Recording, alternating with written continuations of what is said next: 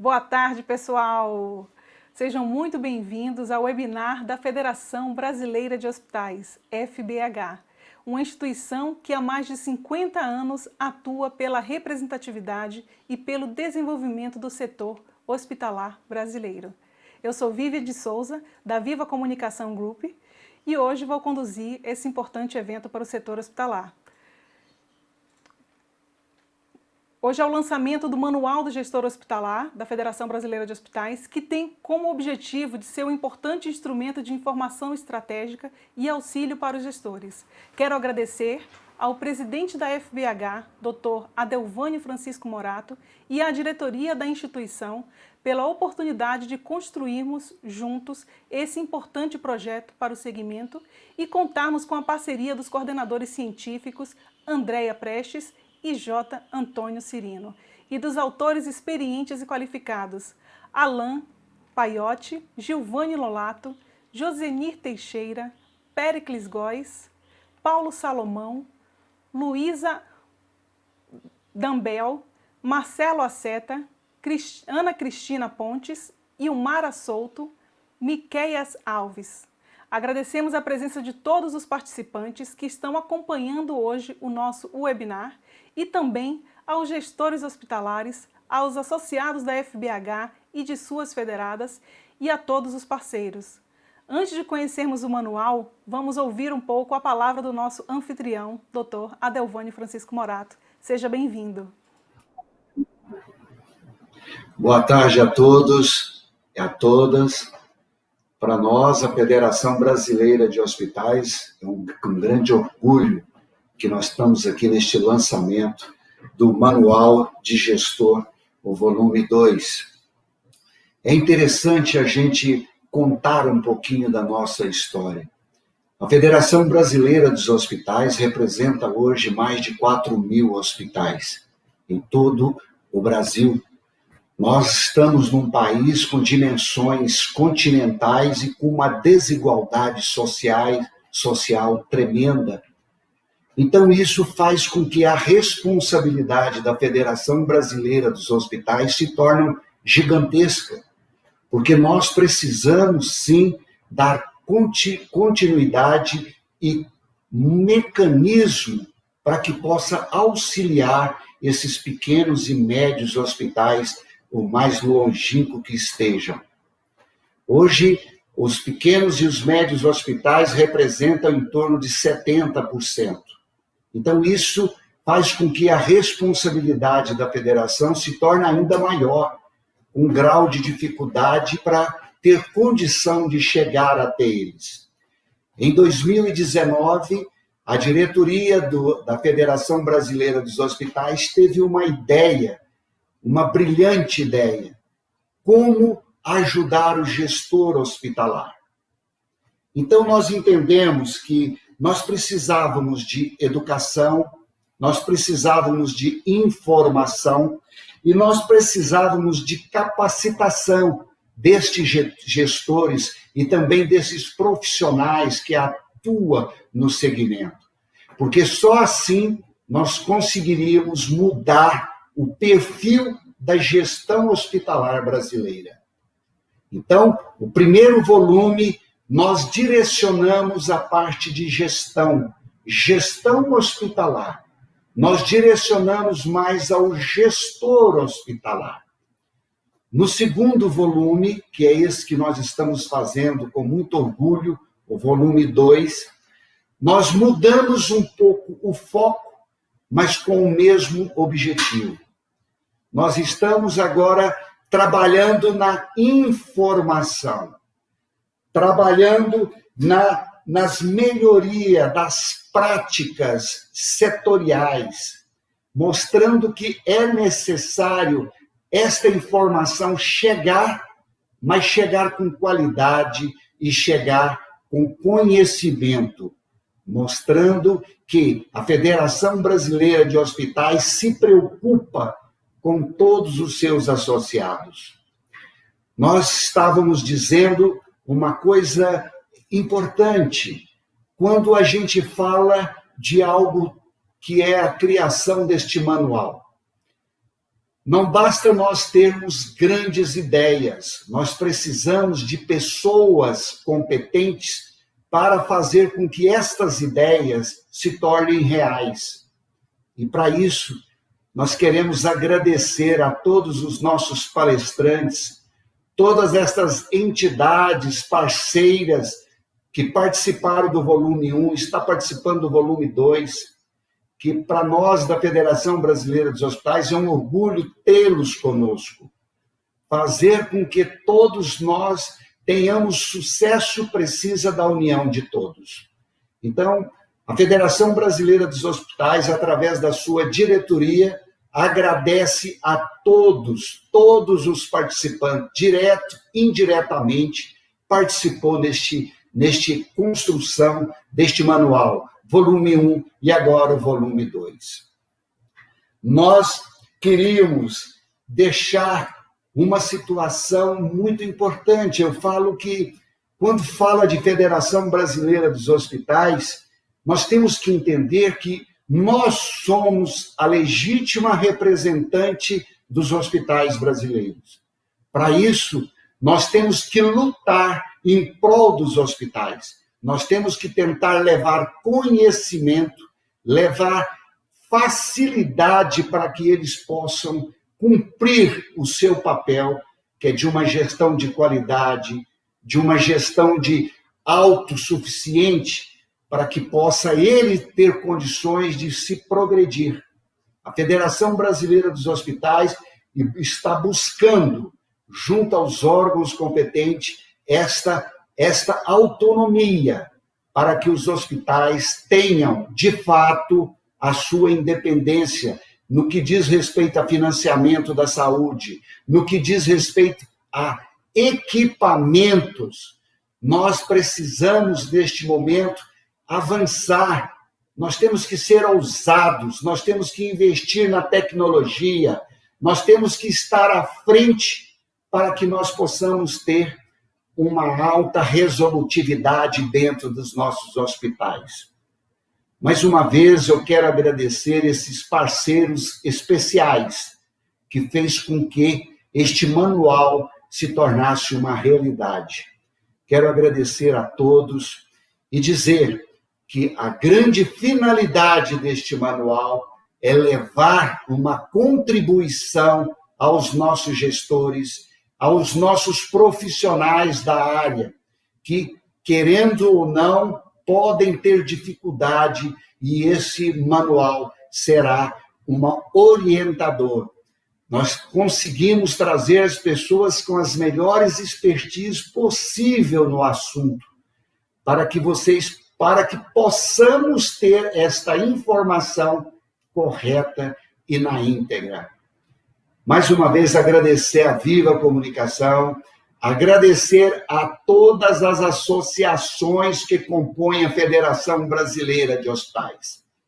É muito importante esta integração. Nós estamos hoje, vamos dizer assim, rediscutindo a gestão nos hospitais brasileiros. E, com certeza, nós estaremos à frente em outros exemplares, em outras atividades, porque este é o papel da Federação Brasileira dos Hospitais. Muito obrigado e que tenhamos um lançamento maravilhoso e que vocês que estão nos ouvindo curtam bastante, vale a pena, que são pessoas extremamente capacitadas para estar conosco no dia de hoje. Muito obrigado. Obrigada, presidente. É uma grande oportunidade e parabéns pelo trabalho que desempenha à frente da Federação Brasileira de Hospitais e por lutar pela representatividade do setor, atuando sempre para promover a melhoria do segmento, sempre agregando e inovando para proporcionar a troca de experiências e o fortalecimento da gestão hospitalar. Essa é a visão do Dr. Morato e de toda a diretoria que compõe a Federação Brasileira de Hospitais. Parabéns pelo trabalho que realizam e vamos juntos seguir fortes e unidos nessa missão de qualificação do setor hospitalar brasileiro. Então, Então, e agora vamos conversar com os nossos coordenadores científicos da obra, que irão apresentar essa importante publicação.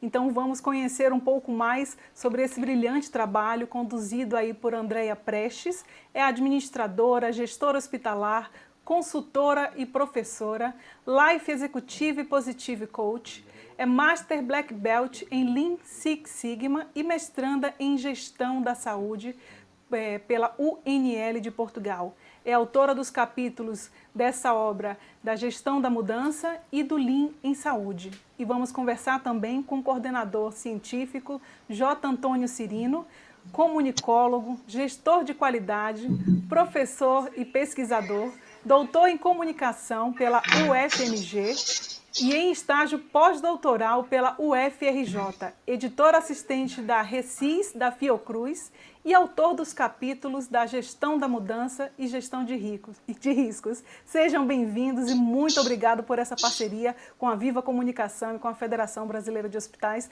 na construção desse manual. Obrigado, Viviane.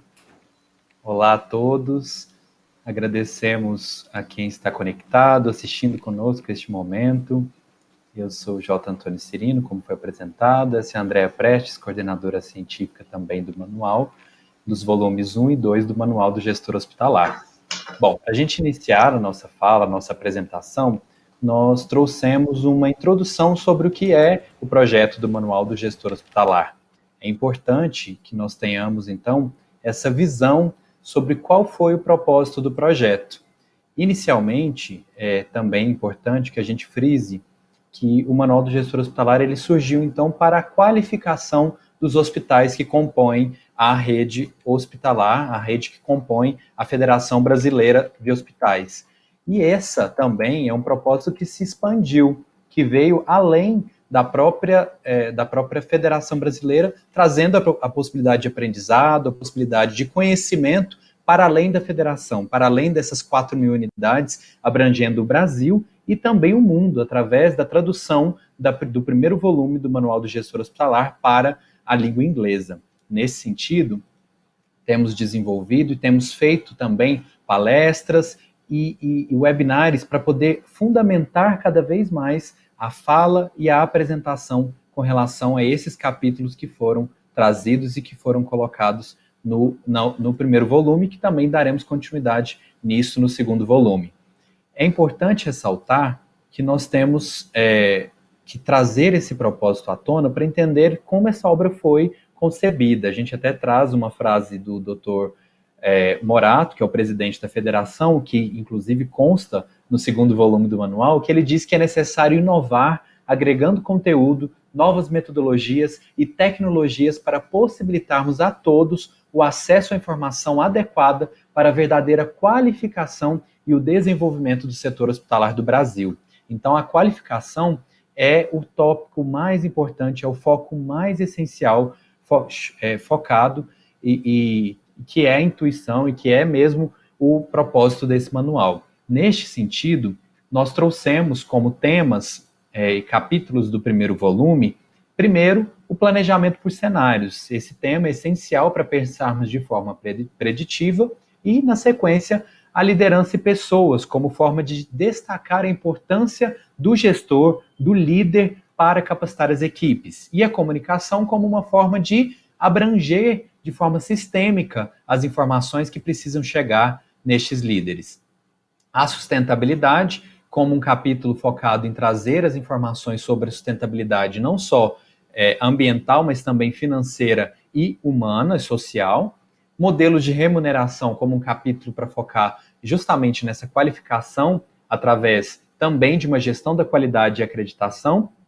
E o capítulo de tecnologia da informação, para que as unidades de saúde atuem e foquem também em melhorar e inovar os seus processos através da tecnologia.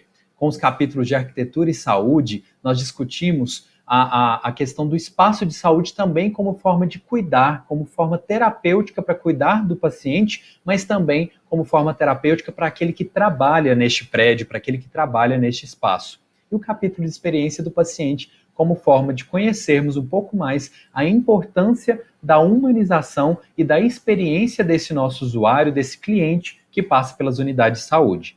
Agora, com o Manual do Gestor Hospitalar Volume 2, nós temos o propósito de avançar em alguns temas nesse segundo volume, trazendo como primeiro capítulo a gestão da mudança, a qual nós vamos apresentar, e os demais capítulos que serão apresentados pelos seus autores, como planejamento estratégico, compliance, gestão de riscos, segurança do paciente, inovação tecnológica em saúde, Lean em saúde, transição de cuidados para o ambiente extra-hospitalar, gestão de custos e gestão de hotelaria. Tudo isso compondo o segundo volume do manual. E agora vamos ouvir a nossa coordenadora, Andréia Prestes. Olá, muito boa noite. É um prazer estar aqui com vocês. Agradeço a oportunidade pela federação. E continuando aquilo que o Cirino já vinha expondo, então o manual, o segundo volume do manual, ele vem num momento em que somos todos desafiados, né?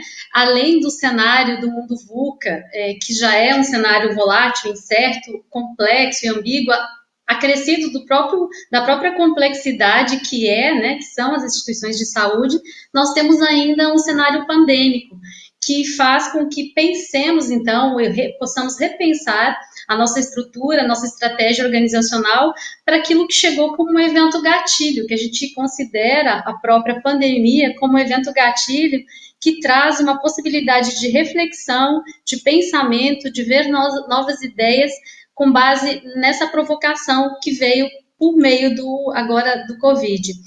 E nós trazemos também uma reflexão sobre, então, o quanto que é importante termos uma gestão participativa para que as nossas ações, para aquilo que nós precisamos executar no dia a dia da organização, levando em consideração aquela tradicional pirâmide do estratégico, tático, operacional, seja uma gestão que a alta direção possa estabelecer, criar, desenvolver e disseminar de forma cuidadosa a sua estratégia, a estratégia organizacional, sempre alinhada com a cultura da organização, mas que possa fazer chegar na base da organização, que essas pessoas compreendam a estratégia, passem a disseminá-la também e que possam participar das decisões. Então, o que a gente fala da participação da parte operacional no processo decisório, por meio de uma estrutura que permita essa gestão participativa, da mesma forma que a parte estratégia esteja permeada na parte operacional, porque uma estratégia só vai ser efetiva quando ela tocar o coração das pessoas, quando as pessoas se sentirem partícipes daquele processo, sentir integrantes importantes neste processo. E nesse sentido, Kotler e outros nos dizem e nos ensinam sobre o que eles chamam de momento uau, que é aquele momento que todos nós, enquanto consumidores, enquanto clientes, pacientes, podemos ser surpreendidos positivamente dentro dos serviços que nos são ofertados, cada hospital, claro, diante das suas condições e estrutura, mas que possa favorecer cada vez mais aquela experiência positiva do paciente cliente na organização que ele é cuidado. Então, isso é muito observado com a participação, é muito possível com a participação de todas as pessoas que compõem essa organização. Então, olhando para a estratégia, o processo de mudança, a adaptação de tudo isso, como a necessidade de integrar todas as pessoas nessa mesma visão da instituição.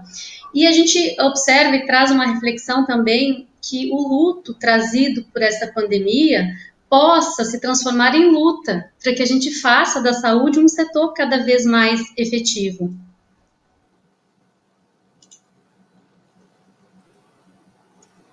Próximo slide, por favor.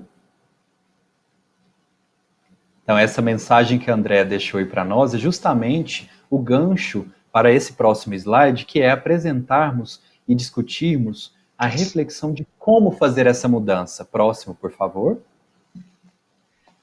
Preparando-nos para a inconstância. Todo momento nós somos invadidos por mudanças, por situações inconstantes. Se formos pensar na música de Renato Teixeira, de Almir Sater, que fala que estrada somos, né? Estrada eu sou, precisamos entender que em todos os momentos precisamos compreender essa inconstância. A única constância, a única coisa fixa que nós temos é a mudança. E se essa mudança ela está presente em todos os cenários, nós precisamos nos preparar e entender e agir de forma preventiva para isso. Próximo, por favor. E para isso nós temos, então, inaugurando o Manual do Gestor Hospitalar, volume 2, o capítulo Gestão da Mudança, que foi definido pela Federação Brasileira de Hospitais como uma forma de qualificar as unidades de saúde para esse pensamento propositivo, de forma que eles consigam pensar independentemente do cenário que se inaugurar frente a cada uma das instituições, para que elas possam se preparar e saber lidar com este novo cenário. Próximo. E como uma definição é importante resgatarmos, mudança vem do latim de mutare, e é exatamente o foco de sair de um ponto A para um ponto B. Mas a jornada, a caminhada desse ponto A para esse ponto B, é necessário que nós tenhamos planejamento, preparação para que seja uma trajetória efetiva. E é neste ponto que o capítulo de gestão da mudança foi redigido, foi pensado para o setor saúde, principalmente durante esse cenário que estamos vivendo, cada vez mais inconstante. Próximo. Então, como objetivos para esse capítulo, nós trouxemos a fundamentação da gestão da mudança no contexto do setor saúde, visto que a gestão da mudança é um tema, uma área de conhecimento importante para várias disciplinas no mundo, e instrumentalizar também os gestores hospitalares para o gerenciamento dessa mudança. Se a mudança ela existe em todos os momentos, ela está presente, como vamos gerenciar? Abordando também o que nós entendemos e chamamos de uma gestão da mudança que seja segura, efetiva e sustentável. Próximo. E toda essa capacidade mutacional, ela envolve aspectos que são técnicos e comportamentais em relação a tudo aquilo que está sendo mudado e que precisa ser mudado. E como engrenagem principal, figura principal de toda essa capacidade mutacional da organização, vem a liderança.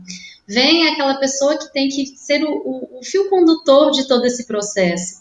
Nesse sentido, espera-se que o gestor hospitalar seja aquela pessoa que detenha ou desenvolva toda a competência necessária para conduzir este processo da mudança e que consiga trazer sentido às demais pessoas da organização que sigam nesse caminho com ele. Então, desta forma, trazendo um sentido lógico para a mudança, uma razão de ser, conduzido pelas figuras institucionais máximas, pelo gestor, trazendo esse sentido da liderança, é que é possível que se desenvolva, então, essa capacidade mutacional das organizações. Pode passar, por favor? E a gente considera que são situações imprescindíveis, e trouxemos alguns exemplos onde que o planejamento da mudança precisa ser feito, algumas questões que acontecem conosco na gestão dos hospitais. Por exemplo, quando nós vamos implementar um novo serviço, uma nova unidade de internação, uma transição de um processo que é da gestão própria para uma empresa parceira, é necessário, tem muitos impactos internos, não só naquele processo que vai ser entregue para uma empresa ou terceirizado, mas nos outros clientes internos, alteração da estrutura de liderança de nível estratégico e tático, são pontos que sempre geram uma insegurança e é necessário que se planeje esse processo, essa mudança.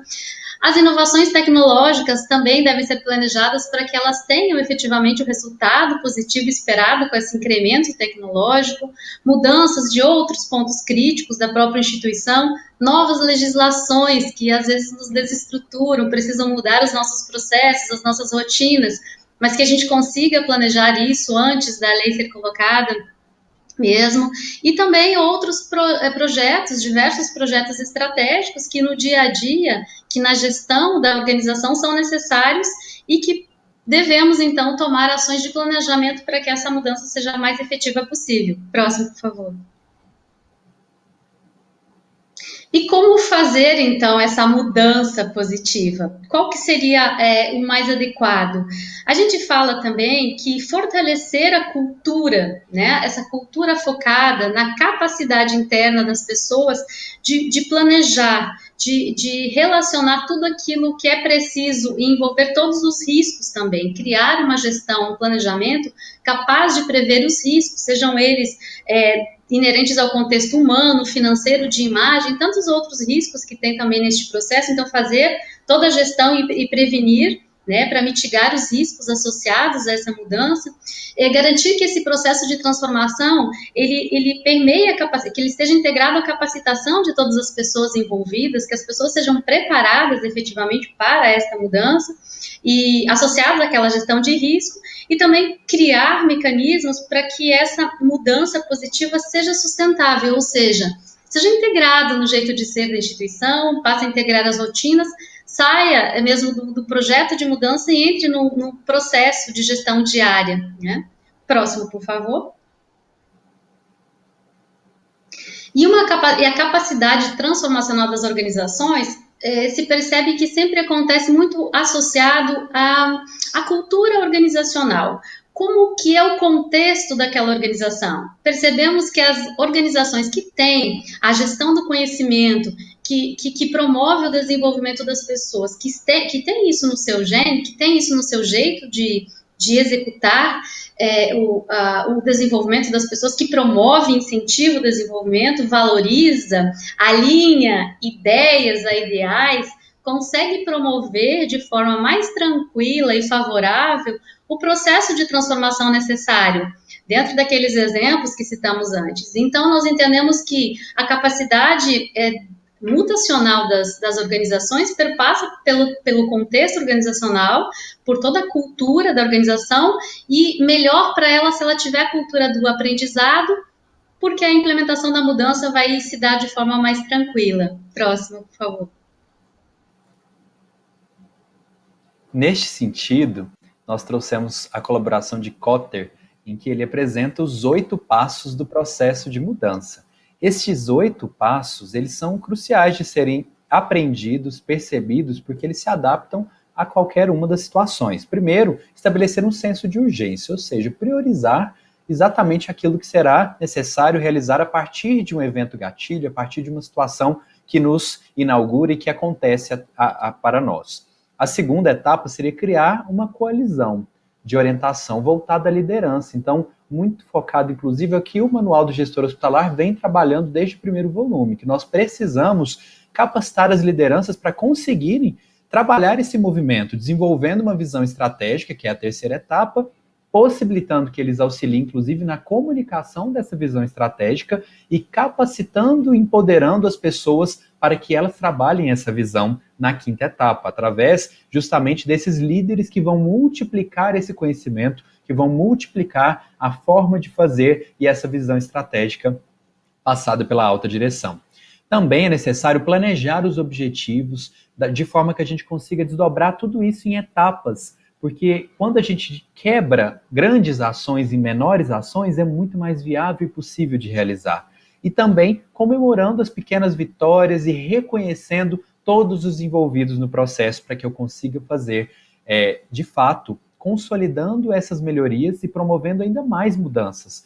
E, a partir disso, construindo o que Kotter chamou aí de essa cultura da mudança, que é tão essencial para desenvolvermos. Pensando nisso, no próximo slide, por favor, nós desenvolvemos para este capítulo do manual a ideia de um modelo específico para o setor saúde, entendendo que essa gestão da mudança em organizações, serviços, unidades de saúde, ela tem algumas peculiaridades e que, claro, está aprofundado e detalhado ainda mais no capítulo. Se vocês visualizarem o QR Code, vocês conseguem depois fazer a leitura do manual. A primeira etapa seria a identificação da oportunidade. E vocês podem pensar, mas como que, por exemplo, a pandemia foi uma oportunidade? A cada um dos problemas e situações, mesmo que negativos, a partir deles surgem situações que podem ser potencializadas para o bem, para o positivo. Então, considerando o cenário da pandemia, nós podemos ou poderíamos ter preparado as instituições de saúde para atender ainda cada vez mais. E, através disso, conseguir, como um exemplo que nós tivemos dessa maior campanha mundial de higienização das mãos, como uma forma de prevenirmos e evitarmos infecções. Então, a partir disso, identificamos a oportunidade, planejamos a mudança, sensibilizamos os públicos envolvidos, executamos essa parte e analisamos os resultados obtidos a partir dessa execução, promovendo assim a manutenção da melhoria. E aí, no próximo slide, nós detalhamos quais são as possíveis ferramentas. Dentro do manual, nós estamos sugerindo que a gente utilize para cada uma dessas etapas algumas ferramentas que são mais comuns, mais usuais, sem o interesse de exaurir as possibilidades, porque a cada instituição de saúde há a possibilidade de utilizar, mas nós vamos desde através da necessidade de fazer o escopo da mudança com brainstorming, análise SWOT, uma VOC, até chegarmos no ciclo de melhoria na última etapa. Então, para cada uma das etapas, nós estamos sugerindo ferramentas dentro do manual e recomendamos a leitura. Próximo slide. E aí, o que nós deixamos já encaminhando para a consideração deste capítulo, como mensagem, é gerenciar a mudança. Que nós possamos cada vez mais evitar as condutas reativas. Se eu tenho, por exemplo, a visão de que está acontecendo algo fora do país e que isso pode chegar no país, a instituição de saúde precisa já se organizar e precisa se preparar de forma efetiva para conseguir atender esse tipo de demanda, por exemplo. E agindo preventivamente, para que eu possa entregar cada vez mais valor a este meu usuário, a este meu cliente. Próximo. E nesse sentido também elencamos aqui alguns fatores para o sucesso de um processo de mudança.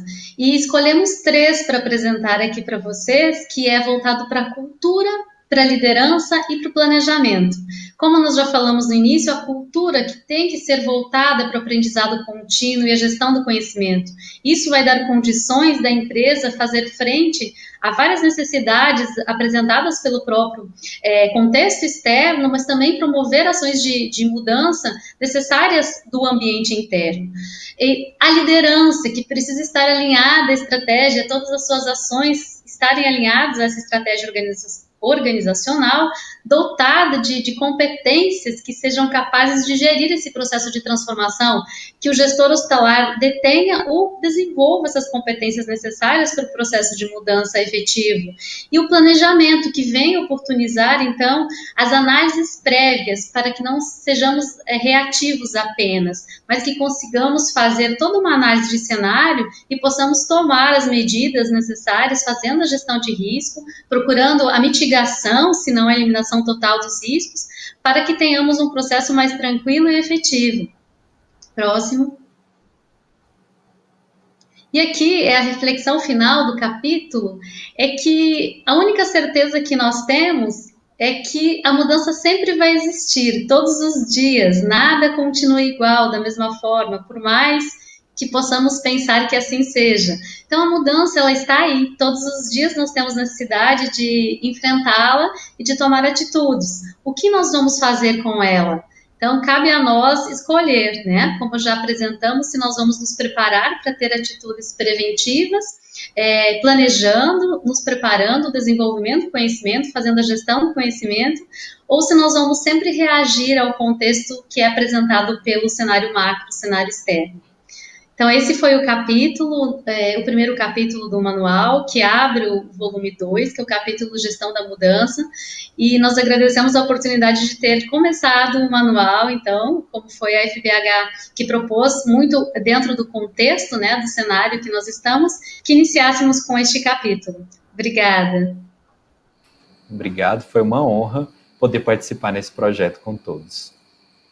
Tony e André, é um grande prazer para a Federação Brasileira de Hospitais contar com a expertise que vocês têm e com esse amor pelo setor, né, por desenvolver pessoas, por desenvolver estratégias e conteúdos para atuarmos pela melhoria do setor hospitalar brasileiro.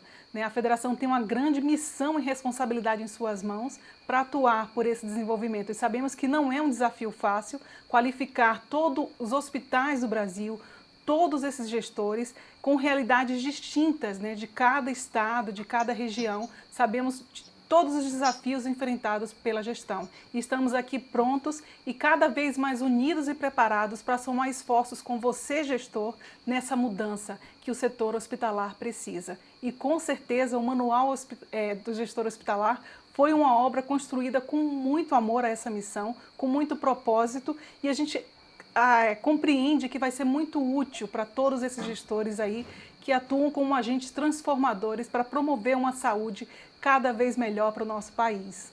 E agora vamos conhecer um pouco do autor e do capítulo do planejamento estratégico. A gente vai agora ver um vídeo do Alain Paiotti, executivo com vasta experiência na área financeira e na liderança de companhias de diversos segmentos. Ele possui MBA em Gestão e Administração de Negócios pela FGV e em Gestão de Lideranças pela Universidade de Harvard.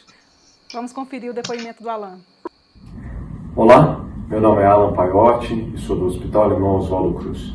Eu tive o privilégio de poder contribuir com a elaboração do segundo manual do gestor hospitalar, discutindo um pouco sobre estratégia. A estratégia nos dias de hoje, no mundo que a gente vive, especialmente no mundo da saúde, com todas as transformações e os desafios que a gente tem, se faz cada vez mais presente, um debate muito necessário para que a gente possa conduzir os nossos negócios numa direção estruturada e organizada. O capítulo se propõe a discutir e apresentar diferentes oportunidades e modelos de discussão da estratégia das organizações e como a gente pode depois desdobrar esses modelos estratégicos, as nossas ambições estratégicas, em planos de ação consistentes, bastante estruturados e que permitam um alinhamento de toda a equipe de colaboradores que vai transformar estas ambições em realidade. A gente vai ali discutir alguns modelos, algumas ferramentas práticas de como é que a gente pode utilizar isso no dia a dia e como que a gente pode, de fato, trazer a discussão da estratégia e desses planos de ação para algo que seja recorrente, algo que se encaixe na cultura das nossas instituições e algo que ajude a gente a vencer os desafios de uma maneira organizada.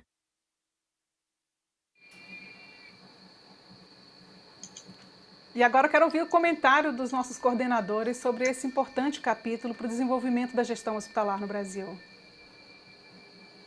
Esse capítulo do planejamento estratégico ele foi muito interessante. O autor trouxe uma abordagem à estratégia, primeiro introduzindo o contexto histórico, né? E depois o capítulo ele vem oportunizando um ponto de partida ao gestor hospitalar que queira desenvolver o seu próprio planejamento estratégico, definir a sua missão, sua visão, seus valores.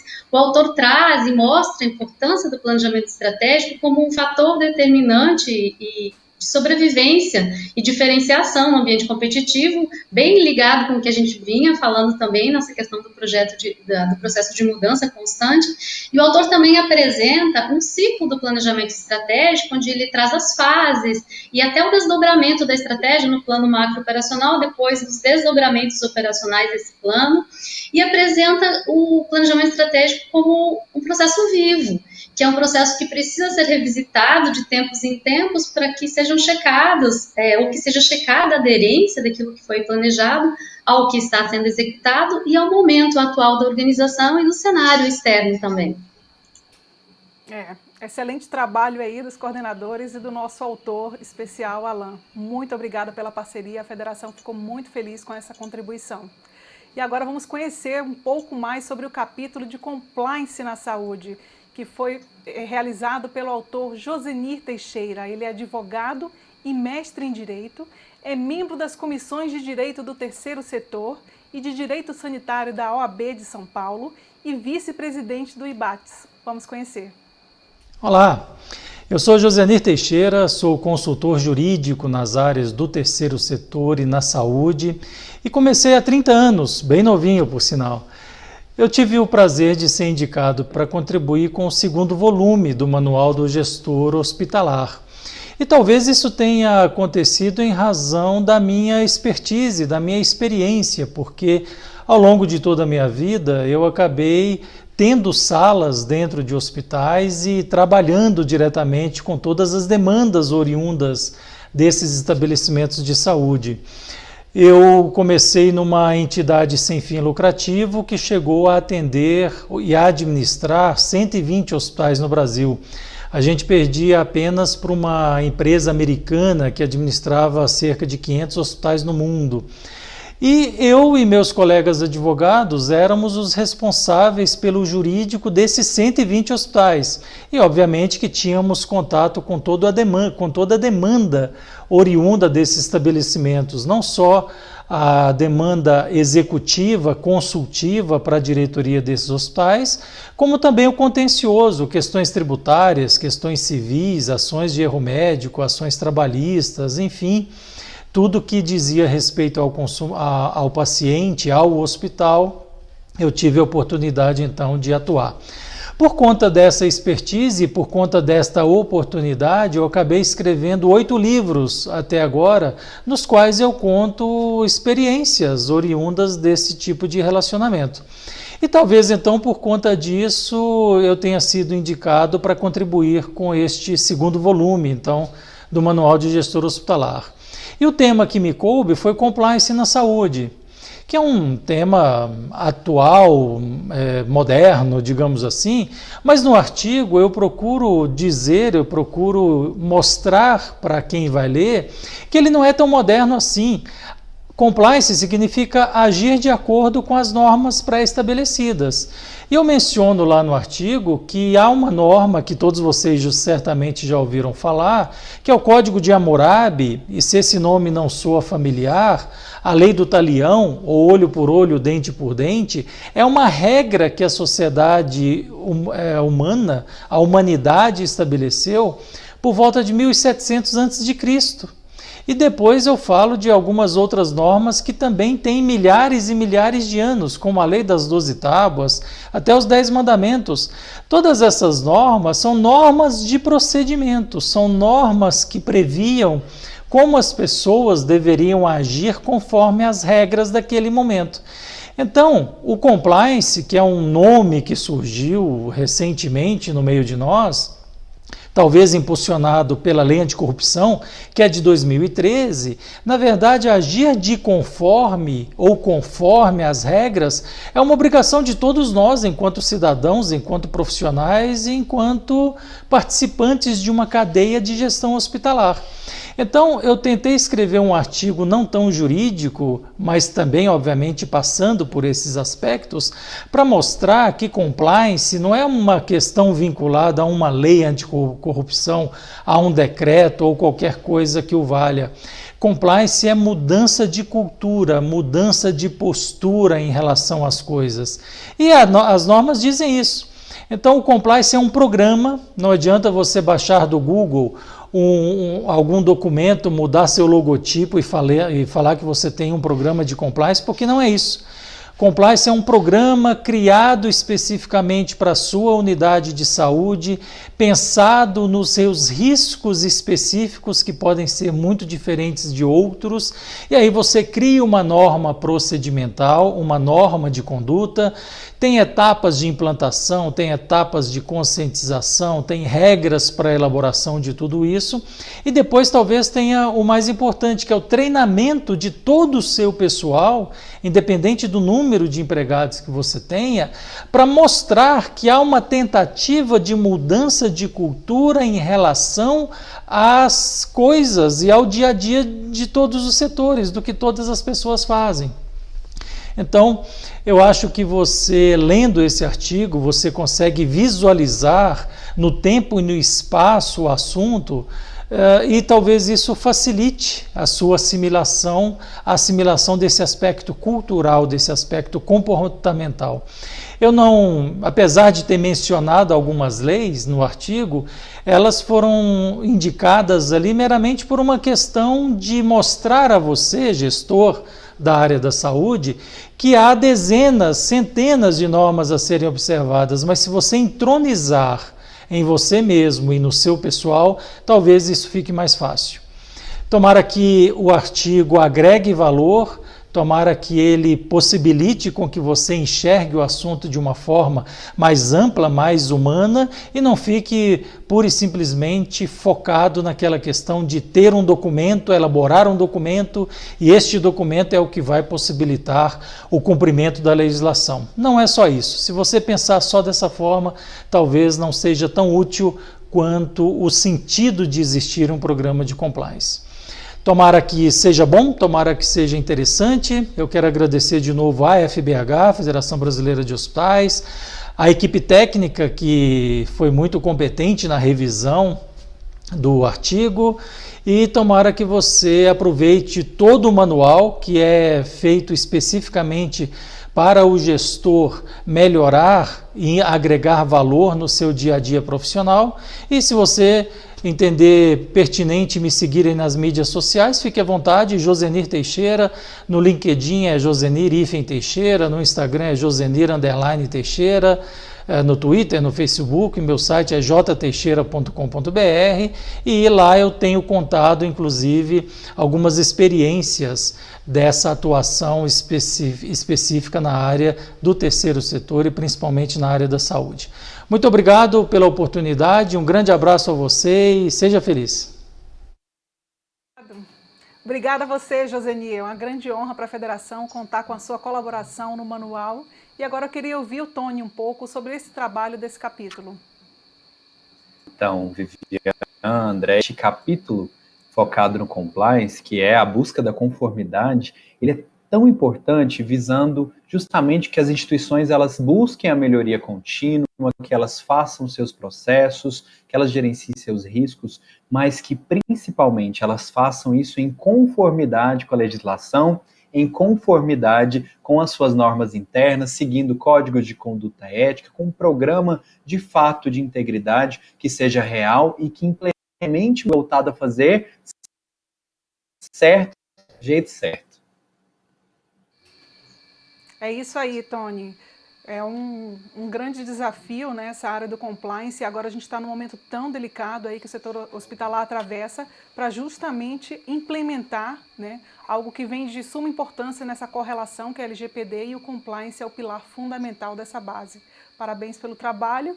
E agora a gente quer conhecer um pouco mais sobre o capítulo de gestão de riscos, e quem escreveu esse capítulo foi o autor J. Antônio Cirino, comunicólogo, gestor de qualidade, professor e pesquisador, doutor em comunicação e em estágio pós-doutoral pela UFRJ e editor também assistente da Recis da Fiocruz. Conta um pouco mais sobre esse capítulo.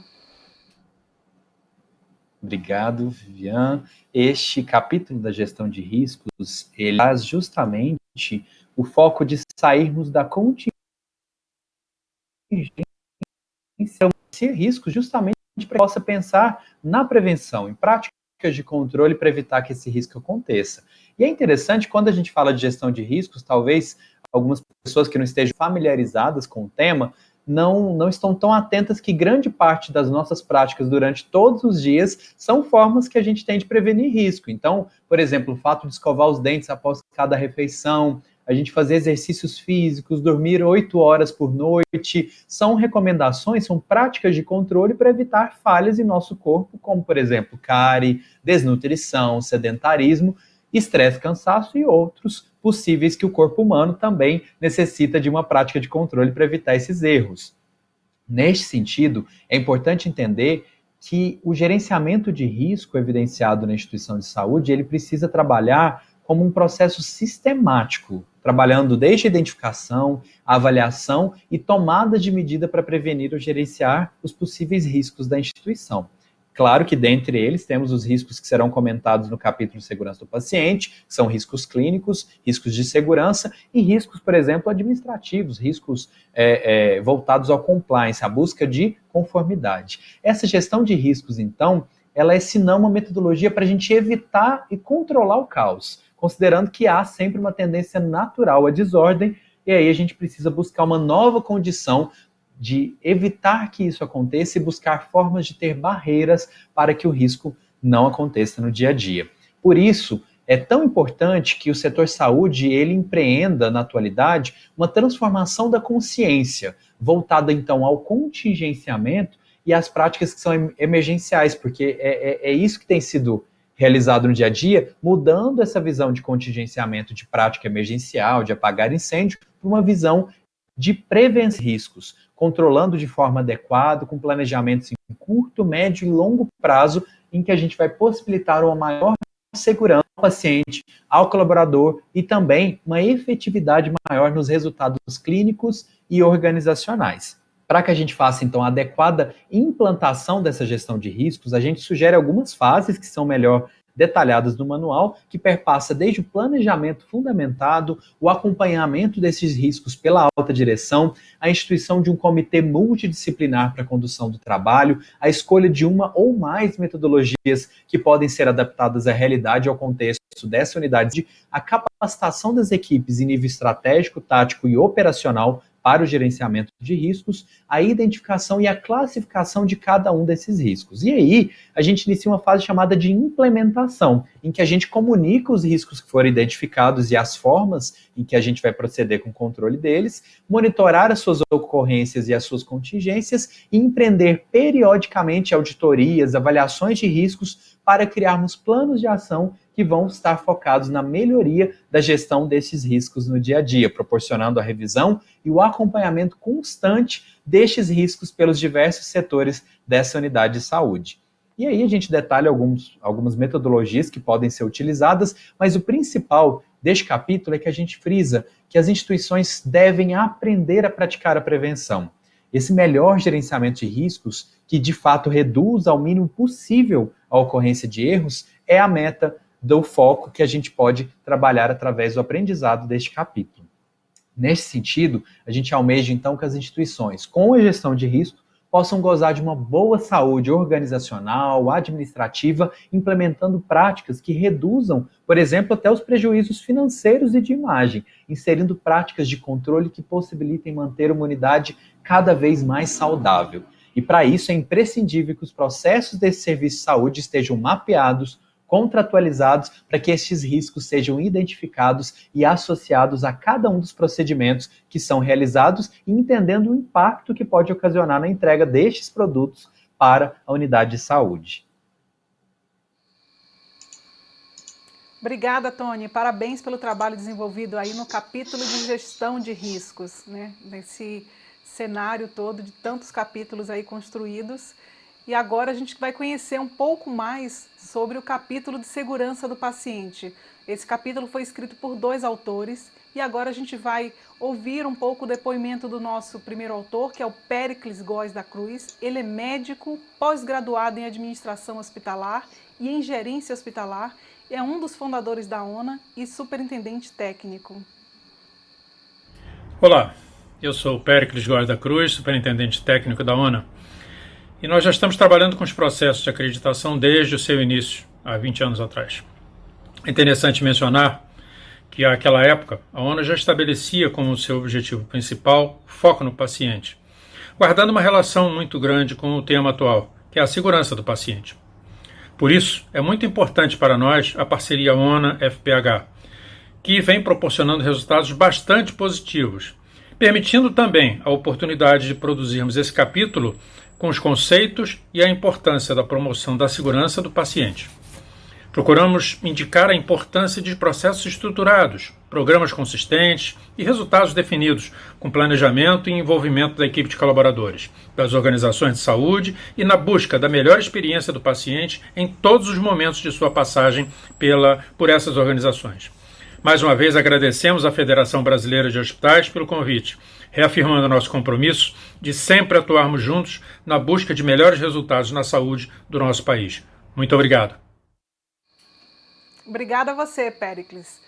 Apresentar um trabalho muito técnico, né, de qualidade, aí, construído ao longo de muitos anos e uma parceria muito estratégica entre a ONU e a Federação Brasileira de Hospitais, né? E agradecemos muito a contribuição que você e que a Giovanni Lolato, que agora vamos ouvir o depoimento dela, ela é mestranda em Gestão e Metodologias da Qualidade e Segurança da Atenção em Saúde e ela é gerente de educação da ONA. Bem-vinda, Gil. Olá, eu sou a Giovanni Lolato e faço parte da equipe da ONA. É com grande prazer que mais uma vez a ONA participa aí de um capítulo do Manual do Gestor da Federação Brasileira de Hospitais.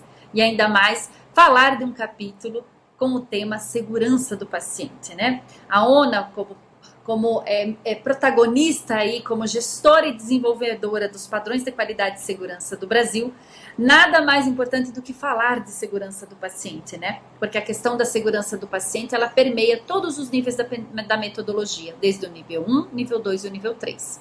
Né? Então, lá no nível 1, quando o avaliador vai na organização de saúde fazer uma avaliação, ele está buscando evidência daqueles requisitos que são voltados para a segurança do paciente, desde o momento em que o paciente ainda nem chegou à organização de saúde, o momento em que ele está na organização de saúde e depois também em que ele sai da organização de saúde, dependendo aí do perfil, né, da trajetória do paciente. Então, essa questão da segurança do paciente, ela é base dos nossos manuais. É muito importante que ela seja atendida no nível 1, mas que para a organização de saúde, para que a organização de saúde consiga atingir o nível 2, ela também precisa ainda assim garantir o nível 1. E da mesma forma, para chegar ao nível 3, vai garantir o nível 1 e o nível 2. E aí assim ela consegue conquistar o nível 3, né? Atendendo aos requisitos lá do nível 3. Então, essa questão da segurança do paciente, gente, é base dos manuais e é base para as organizações de saúde. Então, foi um prazer imenso poder falar sobre este assunto, né, no capítulo do Manual do Gestor, e que é uma grande obra que foi aí lançada, né, tivemos aí a primeira versão e agora na segunda versão aí desse manual tão importante da Federação Brasileira dos Hospitais e que com certeza agrega muito para os gestores hospitalares, né. Então, é muito importante a participação da ONA. É muito gratificante a ONA poder estar em conjunto com a FBH neste projeto, porque desta forma a gente consegue agregar para os gestores hospitalares, de forma com que eles consigam promover aí toda a mudança dentro da organização, não só nos processos, mas também nas equipes que estão dentro desses processos. Tá? Então é um grande prazer fazer parte disso, queremos agradecer imensamente e dizer que a segurança do paciente é base, sim, reforçar, né, mais uma vez que a segurança do paciente é base para todos os manuais aí da ONA. Muito obrigada. Obrigada a você, Gil. Só tem fera, hein, Tony e Andréia? Exatamente. Esse capítulo, ele conecta-se muito bem, principalmente com o primeiro volume, que nós descobrimos e entendemos um pouco mais sobre acreditação e a gestão da qualidade através do próprio capítulo da ONA e também com o capítulo de gestão de riscos, porque a ideia da segurança do paciente é trabalhar proativamente, preventivamente, para a gente evitar que alguns riscos que são conhecidos, que são básicos, por exemplo, com as metas nacionais e internacionais de segurança do paciente, a gente consiga implementar protocolos que sejam barreiras efetivas para o evitamento de danos aos pacientes e clientes atendidos nas unidades de saúde. Obrigada, Tony. E agora vamos conhecer mais um capítulo, né? O capítulo de inovação tecnológica em saúde, que foi aí conduzido pelo nosso mentor Paulo Salomão. O Paulo Salomão, ele é doutor em informática em saúde, ele é diretor do Instituto HL7 Brasil, é fundador e CEO da DTO Sistemas em Saúde S.A. e da Cato. Vamos conhecer aí e ouvir um pouco do trabalho realizado pelo Paulo Salomão. Olá, eu sou o Paulo Salomão, sou doutor em informática médica pela Unifesp, ou na época Escola Paulista de Medicina. Sou fundador e presidente da DTO, é uma empresa de interoperabilidade em saúde. Sou diretor do Instituto HL7 Brasil, que é uma organização internacional para a educação e difusão de padrões na troca de dados em saúde. E estou envolvido ainda com 4 outras empresas de inovação tecnológica. Portanto, tecnologia e inovação fazem parte do meu DNA.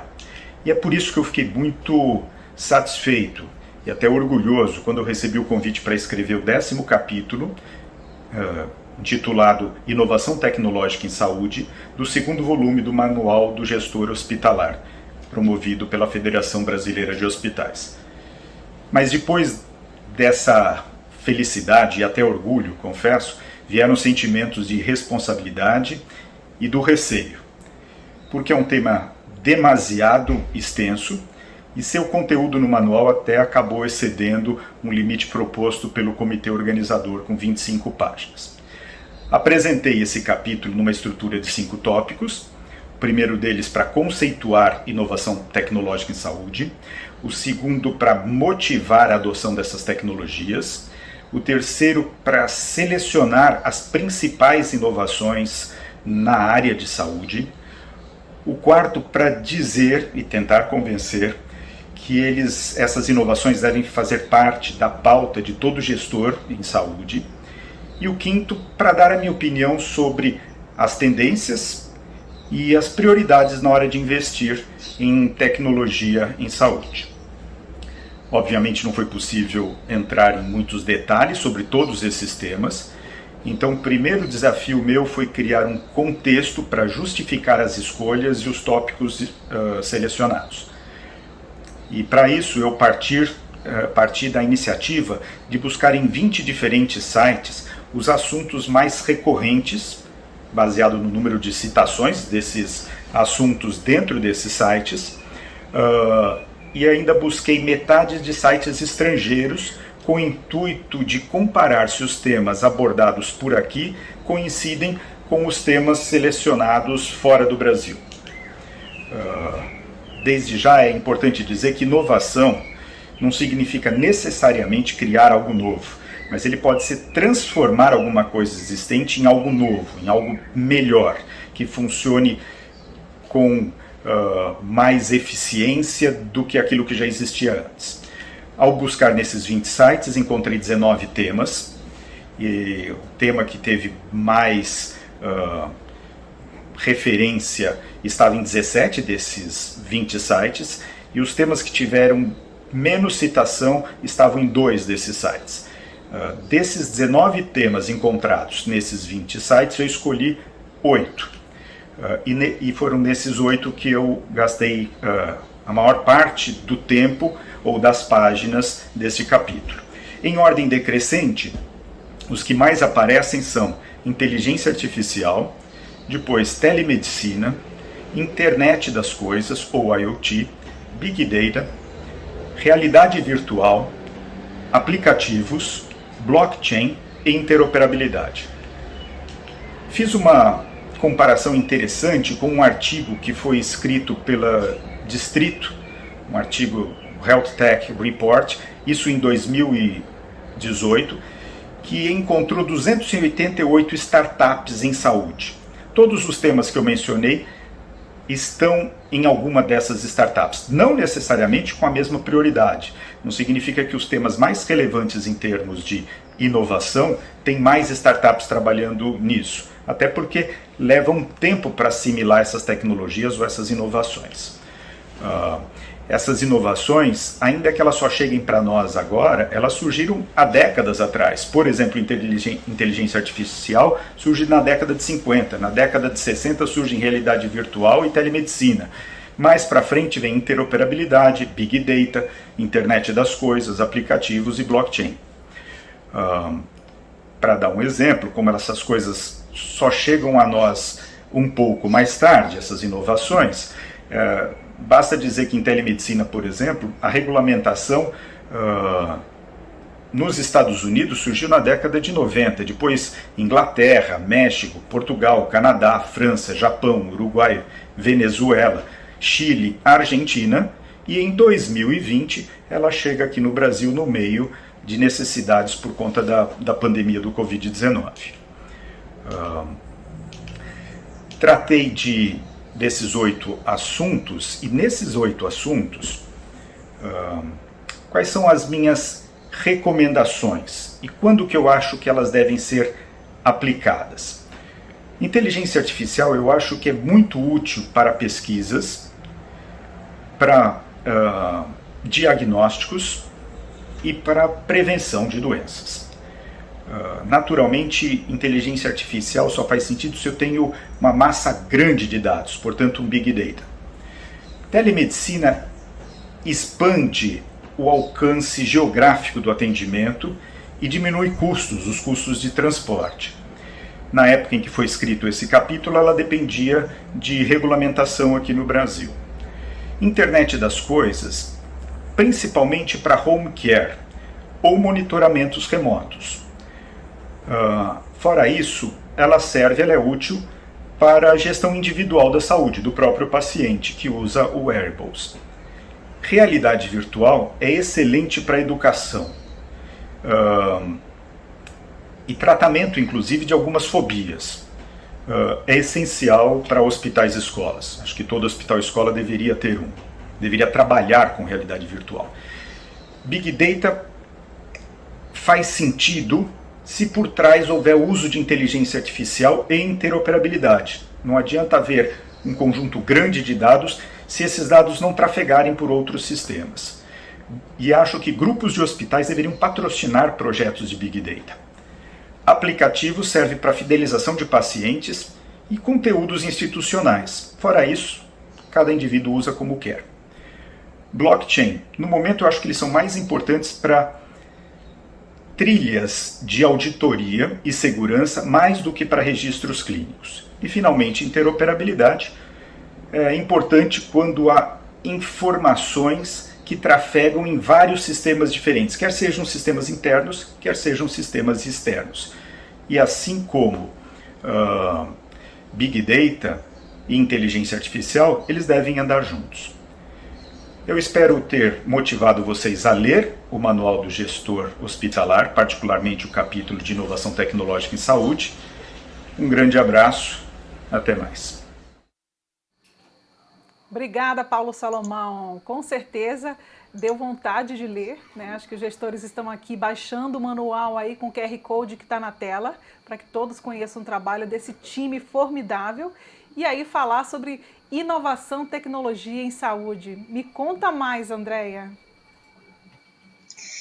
Então, o autor, nesse capítulo, ele muito bem nos trouxe o conceito da inovação tecnológica em saúde e também desmistificou um pouquinho a ideia de que muitos de nós têm ou tinham, de que inovação é só quando ela é incremental, quando ela é nova, mas que ela pode ser uma melhoria, ela pode ser nos processos, não necessariamente só tecnológica. Ele traz uma abordagem nesse sentido também, e muito interessante esse overview de mercado que ele fez, para saber o que se fala sobre inovação tecnológica em saúde, tanto aqui no Brasil como fora do Brasil.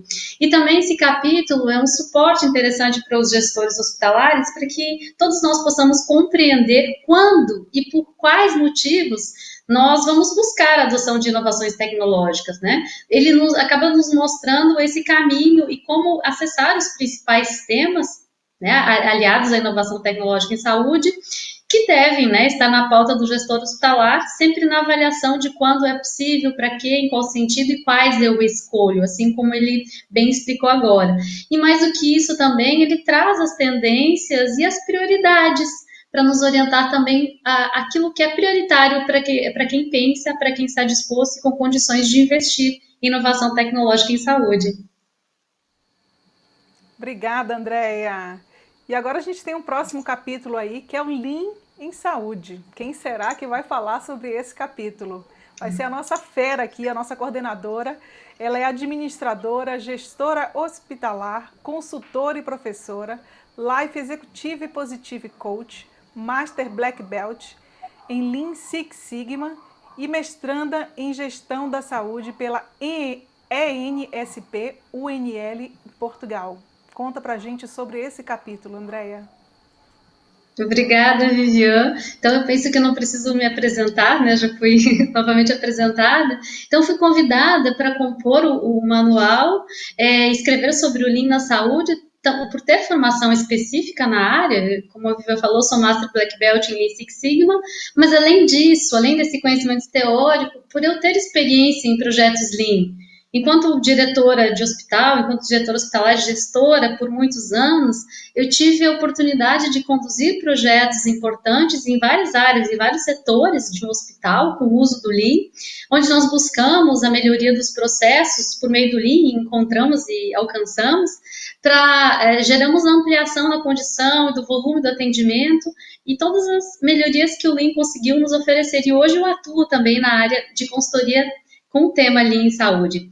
Assim, então, a intenção foi de contribuir com a minha experiência, trazendo um texto teórico prático ao manual, né? E o intuito deste capítulo, então, é trazer o Lean como um fator competitivo para a gestão das instituições de saúde. A gente pretende principalmente destacar a necessidade de haver um alinhamento estratégico quando vai se trabalhar com o Lean aos objetivos institucionais, e também desenvolver e valorizar as pessoas, né, como fator essencial na promoção deste pensamento enxuto e na criação da cultura Lean que tanto se busca com o início dos projetos. Então, nós buscamos, nesse capítulo, apresentar de maneira fácil a ideia central do Lean, para que os gestores hospitalares tenham subsídio, sem a pretensão de esgotar as abordagens ou mesmo de escrever um roteiro ou realizar uma revisão de literatura sobre o tema.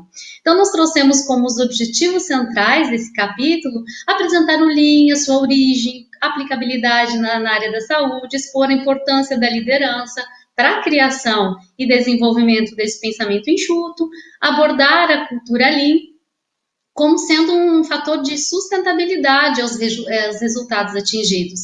E o Lean, ele surgiu no Japão pós-Segunda Guerra, nas décadas de 50 e 60, lá no sistema Toyota de produção. A sua criação é atribuída ao engenheiro Taishi Ono, engenheiro da Toyota, e tiveram como objetivo, o que impulsionou, é que eles precisavam produzir mais, com mais qualidade, menor prazo, menor custo, e eles entenderam que eliminando os desperdícios era possível chegar a esse resultado. Então, o foco foi eliminar o desperdício para responder praticamente as mesmas condições enfrentadas hoje pela maioria das empresas, né, que é a necessidade de possuírem processos rápidos, flexíveis e capazes de ofertar aos clientes o que eles desejam, quando eles desejam, com o máximo de qualidade e com um custo interessante. Então, a gente fala que o Lean é enxuto, o Lean é transformar, o Lean é a transformação contínua do desperdício em valor na perspectiva do nosso cliente, para quem a razão da nossa existência. E o Lean na área da saúde, ele é aplicado sim aos processos da assistência à saúde, direta ou indiretamente. Então, nós temos aí como dois principais pontos do Lean, é a melhoria contínua descentralizada, ou seja, é a preparação das pessoas que executam o trabalho no dia a dia, fazer com que elas tenham condições de resolver os problemas diários, que elas sejam empoderadas para isso, que elas sejam capazes de identificar os desperdícios, resolver criar fluidez ao processo que elas estão executando. E um outro dos principais pontos também, os dois principais que eu trouxe, é o respeito às pessoas, que é justamente alinhado ao primeiro, que é o respeito às pessoas que executam lá no Gemba, no chão de fábrica, na assistência direta aos pacientes, executam o processo do cuidado. Essas pessoas precisam ser ouvidas, precisam ser engajadas, incluídas nas análises, nas avaliações das ideias, e por meio dessas pessoas, então, conseguir a melhoria contínua e trazer maior valor ao processo. E nesse sentido, o Lean traz muito sempre o contexto de valor e desperdício. Então, sempre quando se analisa a cadeia de valor de cada serviço, olha-se e procura-se identificar todas aquelas atividades, etapas que agregam valor e as que não agregam valor. Então, sempre olha no ciclo completo do atendimento ao paciente, não apenas de uma ação ou de uma etapa isolada. Então, com o Lean, quando a gente vai identificar valor, a gente olha e procura identificar tudo aquilo que não pode deixar de ser feito. Aquilo que auxilia no cuidado de saúde, a fim de que possa gerar a melhoria do quadro clínico do paciente. Então, se a gente fosse falar, seria toda atividade que o paciente está disposto a pagar. E o desperdício, a gente procura identificar aquelas etapas, aquelas tarefas que consomem energia, consomem recursos, sem agregar valor ao paciente. Aquilo que é feito, mas que o cliente não estaria disposto a pagar caso ele fosse consultado. Nós também trouxemos no capítulo, apresentamos as principais ferramentas Lean, não no sentido de prescrever, de ser prescritivo, mas para trazer um rol de ferramentas disponíveis e que os gestores e o líder Lean possa lançar mão de acordo com cada projeto que ele estiver desenvolvendo dentro do seu hospital. E quando a gente pensa no Lean, o que ele pode trazer para nós nas instituições de saúde, quando a gente olha em diminuir todo o desperdício, diminuir o retrabalho, eliminar aquela burocracia que às vezes nós mesmos colocamos nos nossos processos, eliminando as etapas necessárias, diminuindo os gastos excessivos, olhando muito para isso, a gente consegue possibilitar que haja possibilitar um aumento de tempo dos profissionais de assistência com o paciente, Nós ganhamos maior agilidade, conseguimos melhorar a satisfação tanto do nosso público interno quanto do nosso público externo, ganhamos maior eficiência. E um outro ponto importante que o Lean ajuda a contribuir é no controle de riscos, porque ele também foca nesse tema com ferramentas específicas. E também apresentamos no capítulo a importância da liderança do Lean, do fomento e desenvolvimento de uma cultura voltada para a melhoria contínua e para o pensamento enxuto, onde que a liderança deve ter um forte trabalho de mentoria, uma liderança empática, facilitadora, com conhecimento de melhoria contínua, e que trabalhe para a valorização das pessoas, que estimule o olhar crítico para o desenvolvimento desse pensamento enxuto necessário e que desenvolva também os times com um propósito comum. E o Lean para o gestor hospitalar, para incluir também a visão do gestor hospitalar, aonde ele pode se apoiar e o que ele pode trazer de benefício através do Lean. A gente sabe que no dia a dia da gestão dos gestores hospitalares, é um desafio muito grande, porque nós somos cada vez mais afetados por diversos fatores que aumentam o nosso custo, ao mesmo tempo que as restrições financeiras estão cada vez mais presentes, e o dia a dia do gestor é olhar para aquilo e procurar reduzir os custos. Isso consome uma grande energia e tempo dos gestores hospitalares. Então, nesse sentido, o Lean ele pode ser um importante contributo para esses profissionais, uma vez que se concentra em reduzir desperdícios ao invés de reduzir custos. Ou seja, o foco é no valor que se entrega aos pacientes e ainda oportuniza um menor esforço. O que eu quero dizer com isso? É que o Lean acaba proporcionando uma forma diferente de encarar os custos, porque não olha diretamente para eles.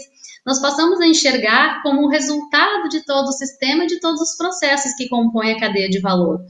E assim contribui para uma maior eficiência nos custos da operação. Acaba que o Lean ele é uma ferramenta de apoio para que as pessoas da organização foquem nos processos, essas próprias pessoas trabalhem na eliminação dos desperdícios de forma contínua, promovendo a racionalização e não a contenção dos recursos. Uma vez que elas conhecem onde elas devem investir, elas racionalizam os recursos que são disponibilizados a elas. E aí isso decorre em maiores ganhos e ganhos sustentáveis em longo prazo, né, para o hospital. Em resumo, para finalizar, o que se pretende com o Lean? A gente pretende sempre desenvolver por meio, então, da melhoria do processo, mas saindo de um estado atual, onde nós estamos agora, com foco no estado futuro, aonde nós queremos chegar, e utilizando de ferramentas, de métodos, estabelecendo metas, criando controles para ingressar nessa jornada para transformar os processos. Mas essa transformação só vai se dar por meio das pessoas. E onde as pessoas sejam desenvolvidas, sejam valorizadas, com o papel fundamental da liderança nesse sentido, e que promova uma aprendizagem contínua, para que aí sim se desenvolva a cultura Lean e a cultura do pensamento enxuto, que dá sustentação então, a todos os resultados a longo prazo. Eu convido, então, para que vocês leiam o capítulo na íntegra, espero que gostem, e agradeço mais uma vez à Federação pela oportunidade de contribuir com o tema. Obrigada. Obrigada a você, André. A Federação Brasileira de Hospitais agradece essa coordenação científica, o trabalho de todos os autores, realmente que se comprometeram, que empreenderam suas expertises ali, conteúdo, informações nesse projeto, né, que se traduziu no Manual do Gestor Hospitalar. Parabéns aí pelo trabalho que vocês realizaram nessa coordenação, né? E agora a gente vai falar sobre transição de cuidados para o ambiente extra-hospitalar. A autora desse capítulo é a Luísa Dambell. Ela é doutora e mestra e graduada em enfermagem pela USP, ela é docente da FEX, ela é membro da diretoria do Sindiosp, da FEOSP e da Rebraensp e da ABRADHENF. Vamos ouvir agora um pouco mais sobre o trabalho realizado pela Luísa nesse capítulo. Eu sou Luísa Watanabe Dalben, enfermeira, professora da pós-graduação. Sou mestre e doutora pela Escola de Enfermagem da USP. Iniciei minha carreira na área de cuidados intensivos e educação permanente na área hospitalar. A partir de 92, eu atuo na atenção domiciliar e nesses últimos 5 anos estudo bastante sobre cuidados de transição e hospital de transição também. Eu tenho a grata satisfação de lhes dirigir a palavra, pois no capítulo denominado Transição de Cuidados para o Ambiente Extra-Hospitalar. Nós abordamos a importância de transicionar o cuidado devido ao aumento das condições crônicas, porque as condições crônicas não transmissíveis no mundo, elas demonstram uma magnitude muito grande, que representa 54% das mortes, com maior intensidade nas populações vulneráveis, né? E tem uma prevalência muito grande. Então, o que vem a ser cuidados de transição? Cuidado de transição nada mais é do que um olhar mais específico voltado para os pacientes em condições crônicas, pois é um conjunto de ações que visam a coordenação e a continuidade do cuidado, como a transferência entre diferentes locais ou diferentes níveis de assistência que envolve o paciente, os familiares, os cuidadores e os profissionais da saúde, e também quem paga esta conta. Então, veja como é complexo e é sinônimo de longitudinalidade e integralidade, que são os princípios incorporados e praticados nos modelos do sistema SUS e da saúde suplementar também.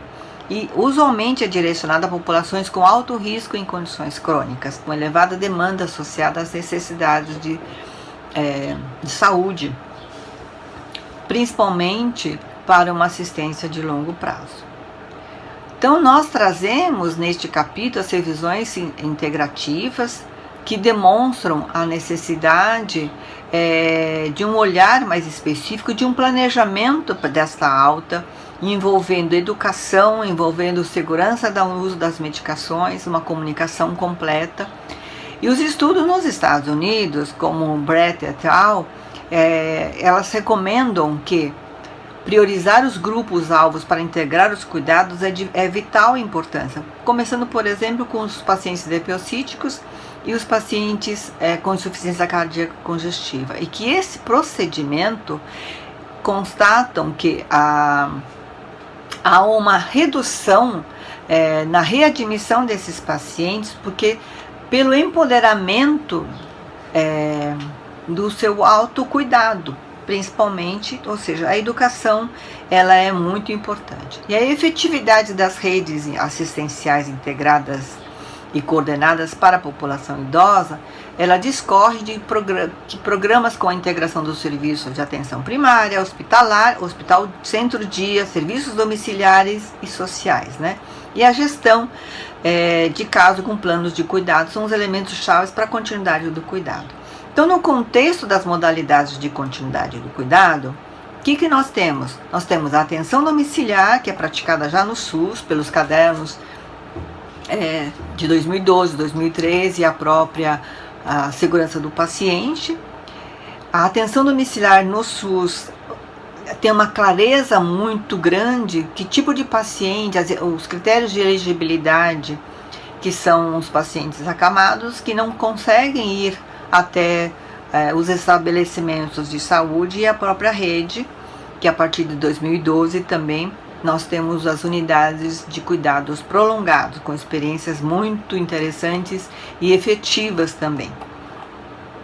E no setor privado nós temos os hospitais de transição, que são equipes especializadas, coordenadas, que atendem esse paciente que não tem condições de ir para o seu domicílio, mas também não há necessidade de permanecer nas unidades terciárias e quaternárias.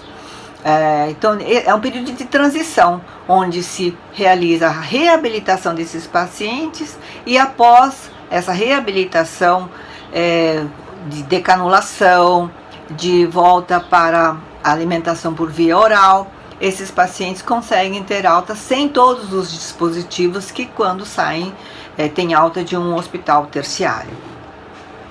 Hoje nós temos a Associação Brasileira de Cuidados de Clínicas e Cuidados de Transição, já em todo o Brasil, com mais de 2.000 leitos. Para os gestores, né? Então, este olhar voltado para a transição de cuidados, ela é extremamente interessante e importante. Por quê? você vai estar agregando valor a esses pacientes, que é a nossa intenção e tem sido a meta hoje voltada para o atendimento a esta população que quer e espera um cuidado especializado, um cuidado personalizado. Então é com este objetivo que nós descrevemos este capítulo. Esperamos que os senhores possam ter um proveito muito grande também e poder refletir como desenvolver uma inovação, né, prioritária na forma de gestão focada no paciente e as estratégias de transição do cuidado para o ambiente extra-hospitalar. Obrigada. Parabéns, Luísa Watanabe. Muito obrigada por sua contribuição, pela sua autoria aí nesse capítulo de transição de cuidados para o ambiente extra-hospitalar. Eu queria ouvir da Andréia, né, sobre esse capítulo e esse setor, né, que muito tem se desenvolvido no segmento. Então, Vivian, foi muito importante a autora trazer para nós e apresentar todo esse conceito da transição de cuidados e a sua importância principalmente nas doenças crônicas, né? Ela conseguiu expor para nós as modalidades de transição de cuidados que existem, né, para o ambiente extra-hospitalar. E a autora propõe reflexões interessantes no capítulo sobre as inovações em gestão na transição dos cuidados. Então, ela aborda que são necessárias além da condução das doenças crônicas, mas também em função do envelhecimento da população, por exemplo. E nos provoca também, enquanto gestores hospitalares, a pensar e repensar esse processo e da necessidade de se trabalhar com o planejamento da transição, de trabalhar a educação para esse processo e também foca na integração de toda a rede de cuidados para que seja possível uma adequada transição, porque envolve uma quantidade de instituições e processos diferenciados. Obrigada, Andréia. E agora a gente vai conhecer o capítulo de gestão de custos, né, que foi de autoria aí de Marcelo Aceta. Né? Ele é especialista em custos e gestão da saúde pela FGV. Ele é palestrante e professor da Associação dos Hospitais do Estado do Rio de Janeiro, uma federada da FBH, que é a ERJ, no tema de custos da saúde. E é consultor de custos do Sindilestes. Vamos ouvir o depoimento dele sobre a construção desse capítulo. Olá a todos e a todas, eu me chamo Marcelo Aceta, sou economista, especialista em custos hospitalares, atuante no segmento saúde já há muitos anos, professor também da disciplina de custo hospitalar. Primeiro venho agradecer a oportunidade de poder participar na elaboração do Manual do Gestor Hospitalar 2020. Me sinto muito honrado com esse convite. Quanto ao manual, vejo uma grande oportunidade para os hospitais, para os gestores serem e terem um auxílio no seu planejamento, no seu processo decisório. Um manual elaborado por profissionais competentes, por profissionais conhecedores do sistema de saúde, por profissionais altamente qualificados. Então, entendo que tenha um manual que reúne importantes informações para o gestor, para o sistema de saúde, para os hospitais, ajudando a inserir um novo planejamento com informações detalhadas, informações estratégicas, tanto nos aspectos teóricos como nos aspectos técnicos, oferecendo soluções mais eficientes, oferecendo soluções que possam elevar a segurança da qualidade assistencial e possibilitando ter um custo menor para a sua gestão. A gestão de custo, vejo também que se insere com grande destaque neste cenário, na medida em que ajuda a construir a sustentabilidade, a ter informações mais detalhadas, informações mais específicas, informações gerenciais, informações importantes para o seu processo de decisão, para a sua tomada de decisão, focando sempre no desempenho de toda a sua cadeia produtiva, possibilitando ter e usar melhor, de forma mais racional, seus recursos, alocar de forma mais correta, alocar de forma mais criteriosa. A apuração de custos vai além da redução de custos desnecessários, reduz os desperdícios, tem um poder maior de decisão, de acordos comerciais, um poder maior de negociação com seus credores, com seus parceiros, com as operadoras, na medida em que tem informações importantes, informações a nível de gestão profissional que possam fazer a diferença em algum acordo, em algum processo decisório. É ter o controle do seu hospital, é saber o custo dos seus serviços, é saber o custo dos seus procedimentos, é ter uma análise qualitativa da sua gestão, uma análise, um olhar mais gerencial, mais decisório em todo o seu processo. A apuração de custo ajuda a melhorar a estrutura do sistema de saúde, oferecendo uma qualidade assistencial para o usuário, um melhor uso e mais eficiente do leito hospitalar. Tudo isso possibilitando ter um custo reduzido, um custo melhor, mas sem comprometer a sua qualidade. Mais uma vez aqui deixo o meu agradecimento, me coloco à disposição para o sistema de saúde, para ajudar na construção de uma melhor sustentabilidade. Um abraço a todos. Obrigada, Marcelo. Muito bom aí, né, trazer esse capítulo de gestão de custos. E eu queria ouvir do Tony, porque esse é um grande impacto no setor hospitalar, né, e uma das preocupações mais sensíveis de qualquer hospital. Com certeza, Vivian. Este capítulo ele veio brindar o manual justamente com a base que é essencial e fundamental para que todo o resto funcione, todo o resto exista. Nós precisamos de recursos financeiros para que isso seja possível, para que eu possa implementar uma saúde de fato efetiva. E assim como o autor do capítulo traz, eu entendo que os benefícios principais, então, para a adequada gestão de custos de uma unidade de saúde, ela vai trazer alguns benefícios, como, por exemplo, a correta formação de preços dos serviços hospitalares, o aumento da rentabilidade, diminuir o desperdício, aí focado também em processos enxutos, também do ponto de vista de custos, uma vantagem competitiva e a permanência no mercado, entendendo aquilo que a gente iniciou hoje, a nossa fala sobre a gestão da mudança, que é, sim, um mercado instável e também inconstante. Obrigada, Tony. Tem mais um capítulo aí para fechar essa obra, né, que é a gestão de hotelaria. E a gestão de hotelaria ela foi conduzida por 3 autores. Então, vamos chamar aqui agora a primeira autora, né, que é a Ana Pontes. Né? A Ana é uma grande parceira da Federação Brasileira de Hospitais. Ela é administradora hospitalar. Ela é especialista em gestão e auditoria em saúde pela Faculdade São Camilo, com MBA executivo em saúde pela FGV, e ela é diretora comercial da Rede Primavera no estado de Sergipe. Aninha, seja muito bem-vinda. Olá, eu sou Ana Pontes, sou graduada em Administração Hospitalar, pós-graduada em Auditoria de Sistemas de Saúde e tenho MBA pela Fundação Getúlio Vargas em Gestão Executiva de Saúde.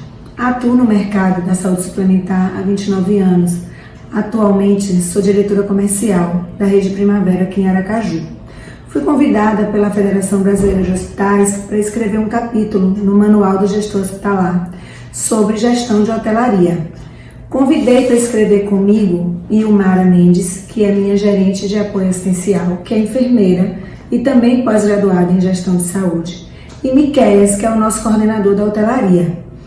Escrevemos um capítulo bastante prático sobre as ferramentas que usamos na área de gestão hospitalar e que impactam na experiência do paciente. Eu convido vocês a lerem o nosso capítulo e compartilharem essa nossa experiência. Utilizamos ferramentas da qualidade e principalmente o desenvolvimento das lideranças no processo de gestão. Entendemos que só conseguimos uma gestão excelente quando as pessoas que lideram os processos estão envolvidos na execução dos mesmos. Então fizemos esse capítulo com muito carinho, acredito que vocês vão gostar. Muito obrigada à Federação Brasileira de Hospitais por esse convite. A Federação Brasileira de Hospitais que agradece, Ana, a sua contribuição e da sua equipe na construção de um capítulo com propósito aí para ajudar e ser um instrumento de informação na mão dos gestores hospitalares do Brasil. Agora vamos conhecer a sua outra parceira do capítulo, que é a Ilmara Souto Mendes Moreira. Ela é enfermeira, ela é pós-graduada e com vasta experiência em terapia intensiva, com ênfase em gestão hospitalar. Ela é gerente de apoio, como a Ana comentou, da assistência no Hospital Primavera, em Sergipe. Sou Ilmara Moreira, enfermeira, trabalho há 18 anos na área hospitalar. Estou aqui para falar um pouquinho com vocês sobre a nossa participação nesse grande projeto que é o Manual do Gestor Hospitalar. Nós participamos desenvolvendo um capítulo voltado para a gestão de hotelaria, onde fizemos algumas abordagens importantes. Falamos um pouco sobre as ferramentas que são utilizadas na gestão hospitalar, direcionando elas um pouco mais para as áreas de hotelaria, de nutrição e de higienização. Falamos também um pouco sobre o papel da liderança, o papel do líder no desenvolvimento das suas ações. A liderança é uma característica muito importante para o gestor hospitalar. Haja vista o perfil complexo que nós sabemos que os nossos hospitais têm. No mesmo ambiente, nós temos várias situações acontecendo ao mesmo tempo, vários processos se desenvolvendo ao mesmo tempo e a necessidade de um monitoramento frequente de todos esses processos. Por isso, nós fazemos uma abordagem bem importante sobre o papel do líder nas estratégias, na tomada de decisão e tentamos, dessa forma, trocar essa experiência com todos vocês. Então, esse momento foi um momento muito importante para todos nós, não só para nós que estamos aqui, que desenvolvemos o trabalho, né, nos capítulos, mas a nossa intenção é que esse trabalho seja passado para todos da melhor forma e que essa troca aconteça da melhor forma. Por isso, nós estamos aqui para convidar vocês para a leitura desse manual e que a gente possa trocar essa experiência. Muito obrigada. Nós que agradecemos, Ilmara. É um prazer imenso contar com a sua participação no Manual do Gestor Hospitalar. E agora vamos conhecer o terceiro autor desse capítulo, que é o Miqueia Alves Santos. Ele é professor historiador, pós-graduado, com MBA executivo em hotelaria hospitalar e é o coordenador de hotelaria hospitalar na Rede Primavera, em Sergipe. Meu nome é Miqueia Alves, graduado na área de humanas e pós-graduando MBA em hotelaria hospitalar. Atuo no mercado de saúde há quase 10 anos, com experiência com atendimento ao cliente de saúde e atualmente coordeno o serviço de hotelaria hospitalar da Rede Primavera aqui em Sergipe. Fui convidado pela Federação Brasileira de Hospitais para escrever um capítulo do Manual do Gestor Hospitalar 2020, volume 2. Neste capítulo, iremos tratar sobre os principais fundamentos da administração hospitalar e relatar os resultados alcançados, linkados à experiência do paciente. Vamos tratar também sobre os principais pilares que norteiam os serviços de hotelaria, com foco em segurança, qualidade e bem-estar do paciente. Iremos abordar também sobre as práticas inovadoras implantadas no serviço de hotelaria e quais os resultados que podem ser trazidos e acompanhados junto com a assistência ao paciente. Sabemos que o serviço de hotelaria trabalha linkado com assistência direta ao paciente e é imprescindível a parceria entre essas duas áreas. O conceito de hotelaria ele é amplo. Segundo Marcelo Boege, a hotelaria hospitalar é o conjunto de serviços que trabalham em parceria para prestar atendimento ao nosso paciente. No Brasil, ele surgiu há menos de 10 anos, devido à necessidade do perfil da nova clientela, que não busca apenas a saúde e a cura, mas também tudo que vem agregado a isso. Eles buscam segurança, eles buscam conforto, eles buscam qualidade. Esse resultado foi uma junção entre as áreas do turismo, administração e saúde. Neste capítulo, abordamos também a nossa experiência com relação ao uso das ferramentas da qualidade, pois essas ferramentas nos possibilitam meios para que possamos analisar os nossos processos e os nossos resultados com foco na melhoria contínua e assim, naturalmente, na melhora da satisfação dos nossos clientes e pacientes. Convido a todos para participar conosco nessa incrível jornada. Obrigado. Obrigada a você, Miqueias. Então, baixem o manual para vocês conhecerem, o link está aqui e está disponível aí para todo o país, está contribuindo e conhecendo essa obra, né? Porque a gente quer cada vez mais que vocês participem, tragam as suas sugestões, seus comentários, para que a gente consiga desenvolver ações e novos capítulos que realmente sejam efetivos para o setor hospitalar brasileiro. Agora, Andréia, que trio, né? E que capítulo! Obrigada, Viviane. Então, esse capítulo de gestão de hotelaria, ele abordou e trouxe para nós o foco da hotelaria como apoio a toda a estrutura organizacional do hospital, demonstrando a necessidade de que todos os serviços estejam voltados mesmo para uma oferta de assistência de qualidade aos pacientes atendidos. Então, esses serviços todos devem estar devidamente alinhados a essa estrutura organizacional em consonância com as necessidades do hospital, com aquilo que ele oferta, com o seu perfil de atendimento. Ele foca também, e foca muito na importância de uma liderança forte e preparada nestas áreas. Diz do papel deste profissional que vai conduzir esses serviços, porque são serviços que, por dar apoio a toda a estrutura organizacional, precisam estar sempre alinhados e a tempo e a hora. E traz alguns exemplos do serviço de higienização hospitalar e do serviço de nutrição para ilustrar as abordagens que eles trouxeram, então, na gestão de hotelaria. E também conseguiram demonstrar o impacto da gestão de hotelaria na experiência do paciente, naquilo que a gente quer entregar de melhor, então, que faz parte, que permeia toda essa gestão de hotelaria, permeia a estrutura organizacional e contribui de forma intensa na experiência do paciente. Obrigada, Andréia. E olha, Tony e Andréia, foi demais hoje, né? Agradecemos por cada um de vocês, pela coordenação, pelos autores, por compartilharem todas essas informações sobre as principais áreas da gestão hospitalar. Com certeza, este manual será um valioso instrumento para os gestores hospitalares de nosso país. A FBH compreende que a capacitação e a qualificação são os principais instrumentos para a contribuição com a melhoria e o desenvolvimento do setor hospitalar. Agora, estamos chegando ao fim, né, do nosso evento, e eu sei que muitos de vocês devem ter várias contribuições aí, questionamentos, e como eu coloquei há pouco, né, eu peço que enviem toda essa informação, todo esse diálogo que vocês têm para construir com a Federação Brasileira de Hospitais para o nosso e-mail da comunicação, comunicação, sem o cedilha e sem tio, @fbh.com.br. E também, ao final do nosso evento, a gente vai gerar a tela para pesquisa de satisfação, né, que será disponibilizada ao final do evento.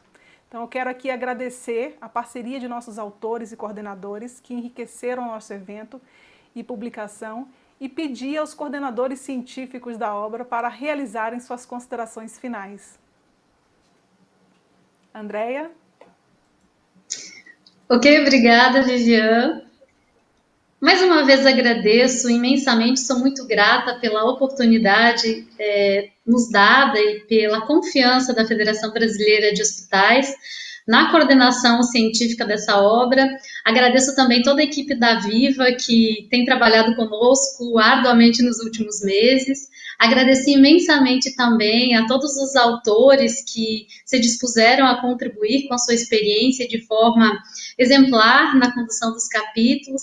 Então, só temos gratidão para isso. E ficamos muito felizes em contribuir com todo o setor saúde, com a FBH, na qualificação desse gestor, na qualificação do setor, e aliado ao propósito, à missão da FBH, de levar, então, o conhecimento, de disseminar o conhecimento a toda a população dessa área saúde, dos profissionais da área saúde. Então, somos muito gratos, agradecemos a você pela parceria, pela condução, e a todos que estiveram conosco nessa noite, e eu agradeço em especial, então, ao meu parceiro, o coordenador científico, o Cirino, que esteve comigo, então, já nesse segundo volume. Muito obrigada e gratidão a todos.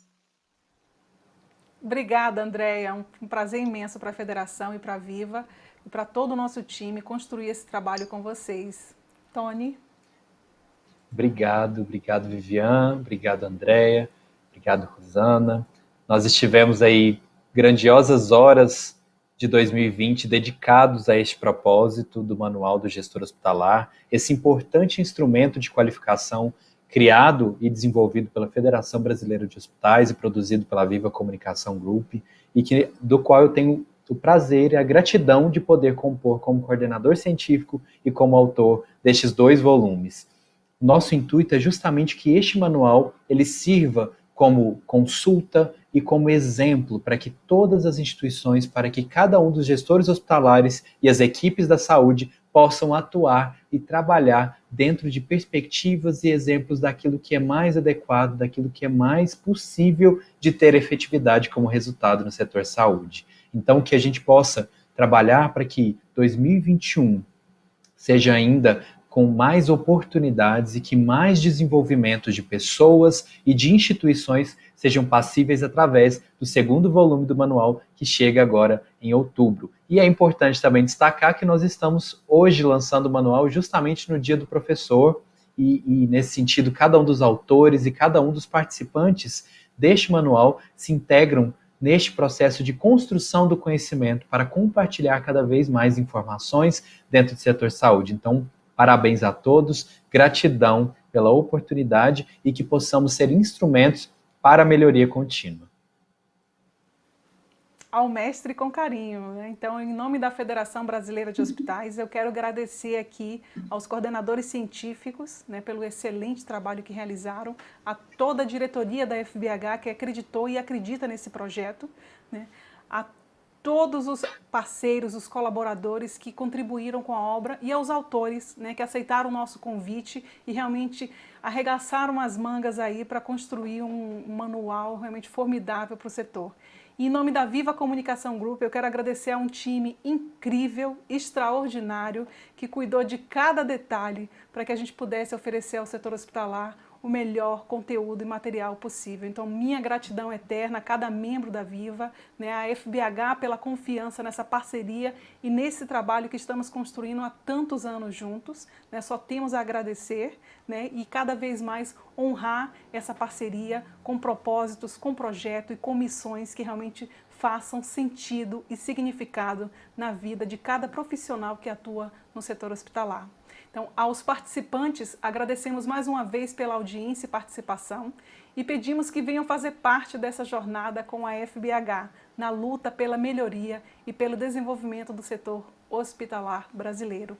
Boa noite a todos, nosso muito obrigada e um abraço a cada um de vocês. Até o próximo encontro.